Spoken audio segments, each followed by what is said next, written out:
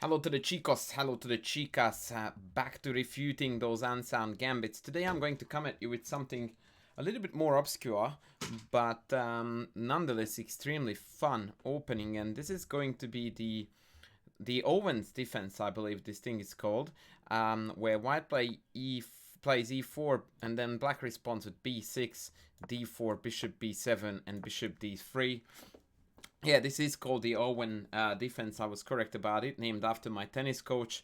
Well, actually, I have no idea who it was named after, but I don't know anyone very famous chess player who was called Owen, so it might as well have been named after my tennis coach.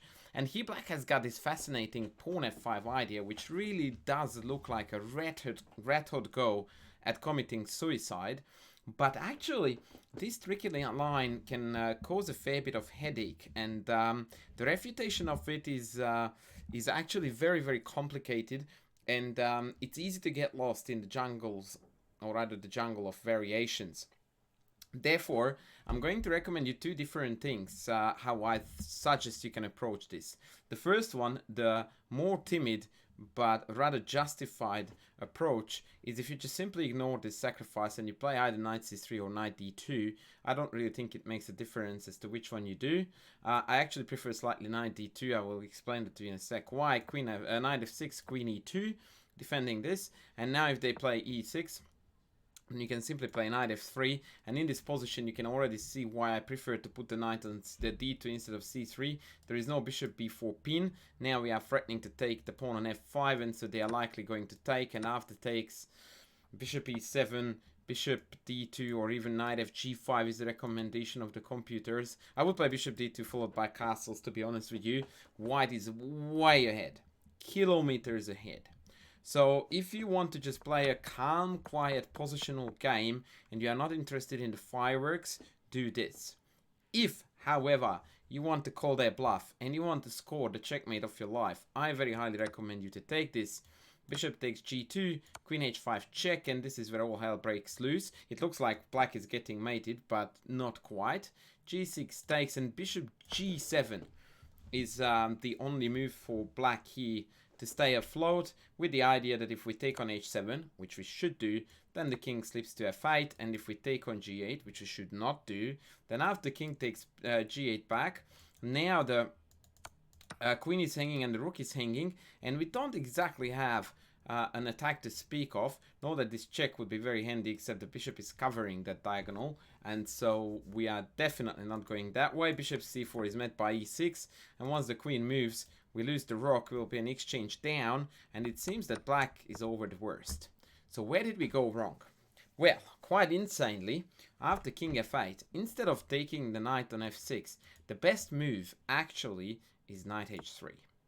And this actually brings about an insane amount of complications, which we shall now have a look at just for fun's sake. First and foremost, we need to establish that knight f6 here is a losing move, because after queen g6, now note we are attacking g2, bishop takes h1, we have got the fabulous bishop h6, rook here, and knight g5. Now that is an awesome motif. The idea, of course, is that the rook can't take here because it's mate on h7, and if the queen goes to e8, then we have got mate in 2 by takes, and if they take that, we take that. If they go here, we take that. So either way, it's queen g7 mate next. And so their only move is king g8. And then after knight h7, again, the mate is threatened on g7, and black is absolutely dead. So, as a result of that, knight f6 here in this position is not a playable move. Although, actually, I need to add to that here they can try to take this guy instead of the rook.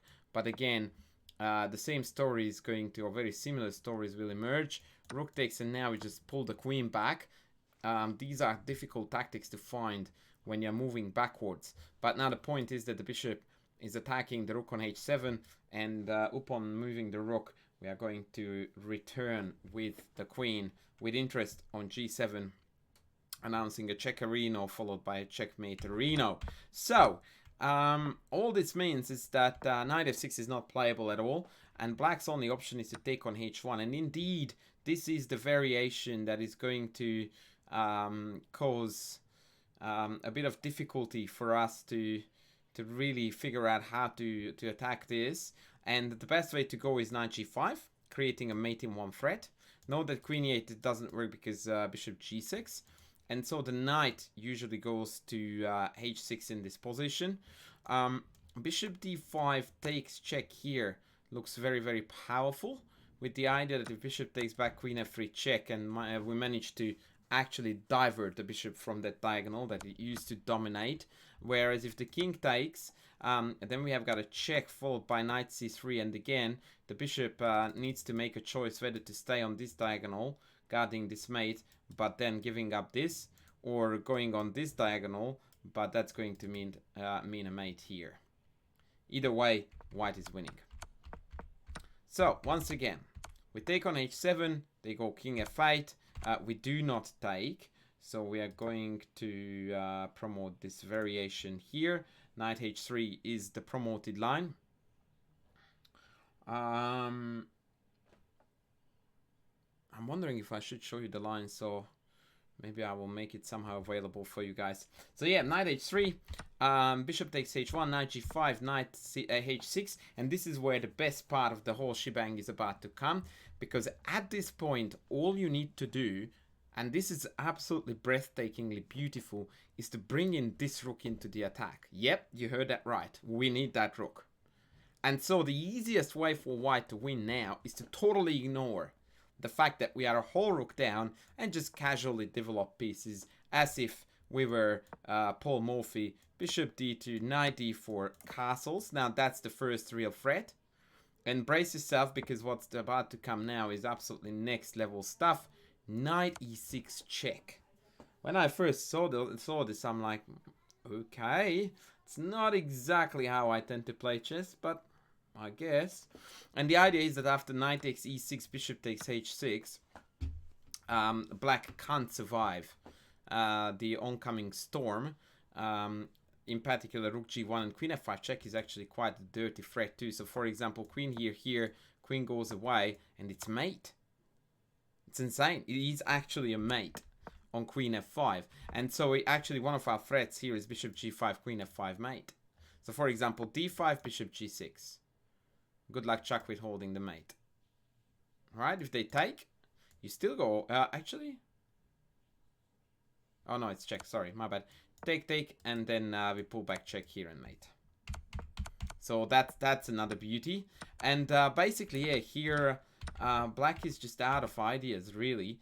Knight c6, bishop d2, knight b4 is the computer's best attempt, but we just simply dodge that bullet. They play e6, we castle, and again the insane attack is going to overpower the material deficit.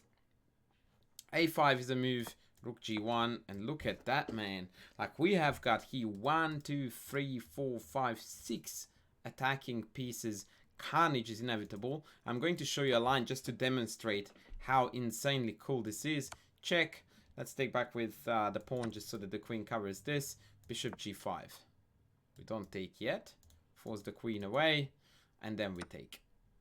And again, our threats are heavily based on the move of the bishop. They can try to kind of ease the pain, but you can see now that it's just too much. It's just too much. The rook is going to penetrate. The rook is hanging there. It's not playable at all. And so black is totally dead. If queen takes e6, is that going to be any more fancy? Not really. Bishop takes, bishop e4, bishop takes g7 first, king takes, and now I can actually go bishop f5 check and win the queen.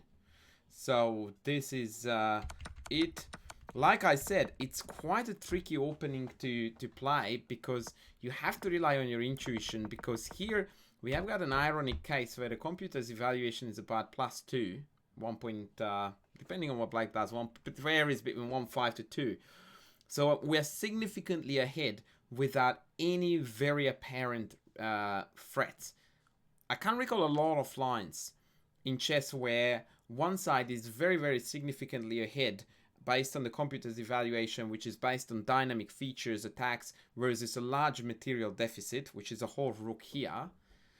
and yet we are simply just better and clearly winning, despite of not even being better developed than they are. There are not a lot of variations I can think of that feature such imbalance, if you will. And I guess that the main point I'm trying to communicate here is that once your king is this exposed, no material is too expensive to sacrifice for the attack that is about to come. I mean, I did try to play sensible moves all the way.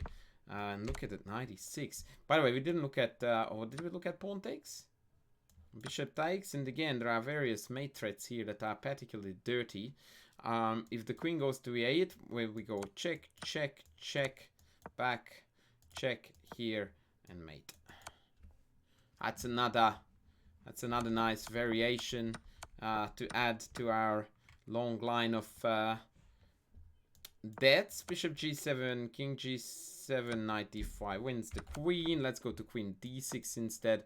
And again, takes, check here, and the pile up on the g decides the game beautifully. Although this is not over yet. Queen check, king b1, queen back, and then check, and then bishop g6 again wins the queen. I could enter more and more variations just by simply do the trial and error method, except there is never going to be a trial and success by playing various black moves.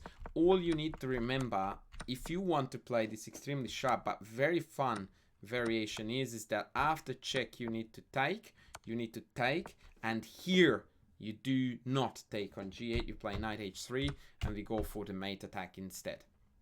Because actually taking the knight on g8 eases the defense for black. With other words, the h2 pawn is such an important wedge around the black king that we'd rather keep that pawn, even at the expense of giving them a free knight on h6, than actually giving it up. And from here on, after knight c3, you just basically force yourself through the position by sheer power, and black is absolutely helpless against it.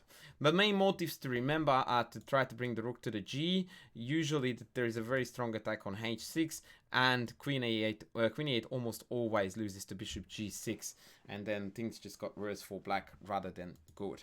And once again, as a parting thought, I would like to mention again that here, if you really don't want to get into this mess because you don't feel comfortable enough, the very positional and solid knight d2 grants significant advantage to white no matter what. So that's how we dismantle the Owen's defense. Thank you guys for tuning in. I will be back with more soon. Bye.